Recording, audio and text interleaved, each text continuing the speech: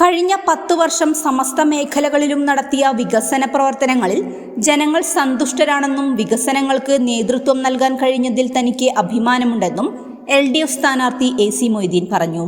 കുന്നംകുളത്ത് മാധ്യമപ്രവർത്തകരുമായി നടത്തിയ meet the candidate പരിപാടിയിൽ സംസാരിക്കുകയായിരുന്നു അദ്ദേഹം. കുന്നംകുളത്തെ പൊതുമാർക്കറ്റ് മാലിന്യ നിർമ്മാർജ്ജന പദ്ധതികൾ എന്നീ പദ്ധതികൾക്ക് പ്രാധാന്യം നൽകിയിട്ടുണ്ട്. എരുമപ്പെട്ടിയുടെ സമഗ്ര വികസനത്തിനായുള്ള പദ്ധതി തയ്യാറാക്കിയിട്ടുണ്ട്. എരുമപ്പെട്ടി ആരോഗ്യ കേന്ദ്രത്തിൽ കിടത്തി ചികിത്സ ആരംഭിക്കുന്നതിനായി കെട്ടിടത്തിന്റെ സൗകര്യക്കുറവ് പരിഹരിക്കുകയും സ്റ്റാഫിന്റെ കുറവ് പരിഹരിക്കുന്നതിനായി ബ്ലോക്ക് പഞ്ചായത്ത്, ഗ്രാമപഞ്ചായത്ത്, NHMന്റെയും സഹകരണത്തോടുകൂടി സ്റ്റാഫുകളെ ഉപയോഗപ്പെടുത്തി കിടത്തി ചികിത്സ ആരംഭിക്കാൻ സംവിധാനത്തിനുള്ള പരിപാടികൾ ആരോഗ്യമന്ത്രിയുമായി ചർച്ച നടന്നതാണ്. തിരഞ്ഞെടുപ്പ് എത്തിയതോടെയാണ് നടപടികൾ വൈകിയത്.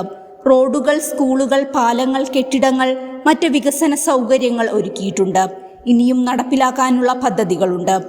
LDF convener MN Sathyan, LDF chairman Premraj Chundalath, നഗരസഭാ ചെയർമാൻ സൗമ്യ അനിലൻ, LDF നേതാക്കളായ M Balaji, EA Dinamani, PS Rajan, K Kochaniyan എന്നിവർ പങ്കെടുത്തു.